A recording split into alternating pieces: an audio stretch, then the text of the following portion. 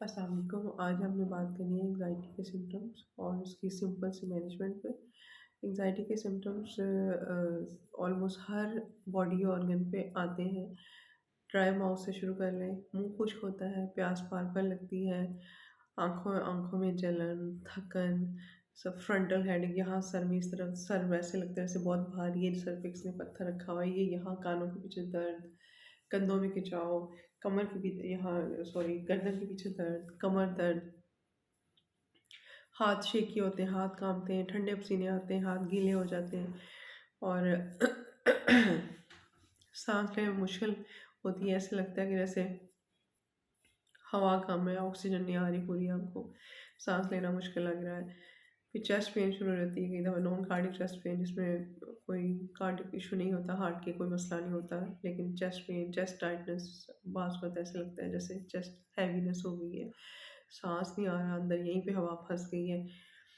फिर मैदे का इनको बर्फ डकार बहुत आते हैं, गैस बहुत बनती है क्योंकि जब जब एंग्ज़ायटी में जो मैदे के जो ग्लैंड्स होते हैं, जो तेज़ाब एसिड सेक्रेटिंग ग्लैंड्स होते हैं, वो एसिड हाइपर एक्टिव होते हैं, एसिड ज़्यादा बनता है, जिसकी वजह से मैदा ख़राब होता है, खाना हज़म नहीं होता, कई दफ़ा भूख नहीं लगती, कोई ऑयली चीज़ें खा ली, स्पाइसी चीज़ें खा ली, इवन सादा खाना भी खा लिया तो यहाँ पे जलन शुरू होती है, फूड पाइप जिसको हम कहते हैं, इसमें जलन शुरू हो जाती है, खाना ऊपर को आता है, रिगर्जिटेशन होती है, कभी पेट में गैस हो गई, कभी कब्ज़ हो गई, कभी खाने लग गए, पेशाब बार-बार आता है और जो है ना वो इवन आपने उतना पानी ना भी पिया हो, बार-बार वॉशरूम जाने की हाजत पेश आती है। और इसके अलावा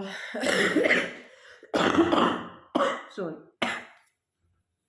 तबीयत खासी ख़राब है लेकिन मैं मेडिसिन के साथ-साथ कुछ देसी टोटके भी कर रही हूँ। देसी टोटकों में कि घर की चीज़ें, किचन की चीज़ों से इससे थोड़ा मेरा ज़रा लंबा लटक गया है प्रॉब्लम। ये इंशाल्लाह बेहतर हो जाएगा जल्दी।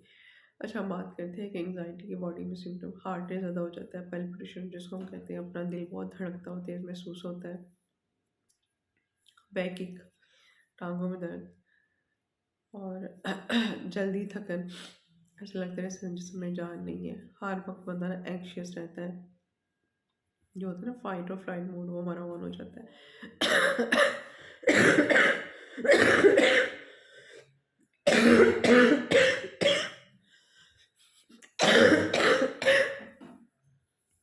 आपको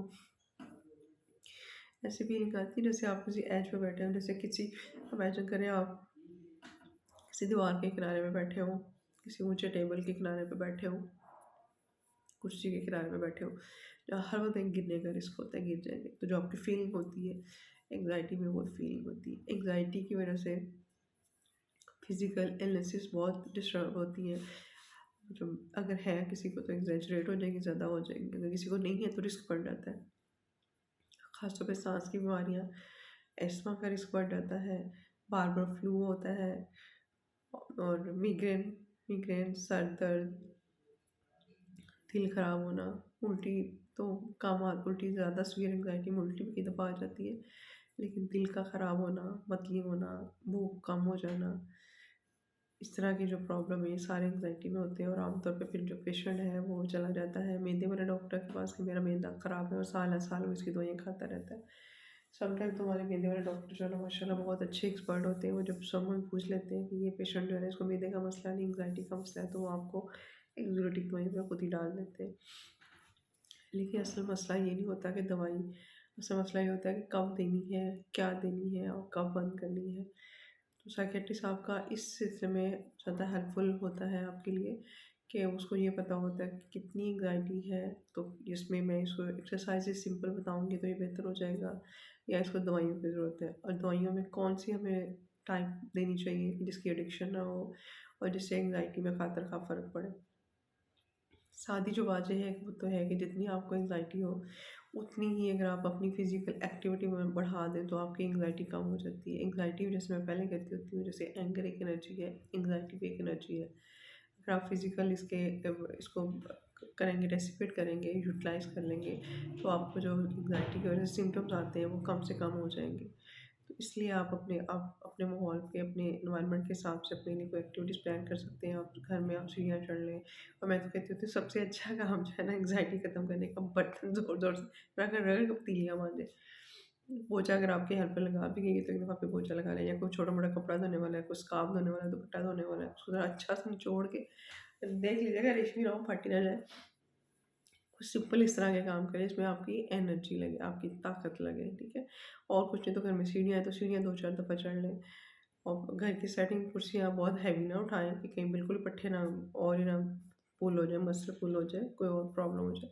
छोटी-मोटी घर की सेटिंग चेंज करनी है, उसमें कर लें। अपनी वार्डरोब सेट करनी है, बच्चों के कमरे में सेट करनी है। इसी तरह स्कूल के बच्चे, कॉलेज के बच्चे जो हैं, उनको मैं कहती होती हूँ कि आप अपना डेस्क साफ़ कर लें, अपना बैग साफ़ कर लें, अपनी बाइक या पापा की बाइक, गाड़ी उसको धो लें, ठीक है? गार्डनर है, उसको पानी दे दें, थोड़ी-सी जंपिंग लगा लें, फुटबॉल घर में रखें, उसको किक मारें, या पंचिंग बॉक्स एक बना के ना घर में पिलो के अंदर रेत और वो लकड़ी का बुरादा डाल के तो वो एक बना लें, बच्चों को वो दें। कि जब आपको एंग्ज़ायटी हो, स्ट्रेस हो तो आप उसपे मुक्के मारें। तो उससे क्या होता है, आपकी जो एंग्ज़ायटी वाली एनर्जी है वो डिसिपेट हो जाती है, वो यूज़ हो जाती है, यूटिलाइज़ हो जाती है।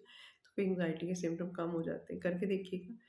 अगर ना फ़र्क पड़े तो फिर आपको साइकियाट्रिस्ट की ज़रूरत है, वरना आप घर में अपनी एंग्ज़ायटी मैनेज कर सकते हैं।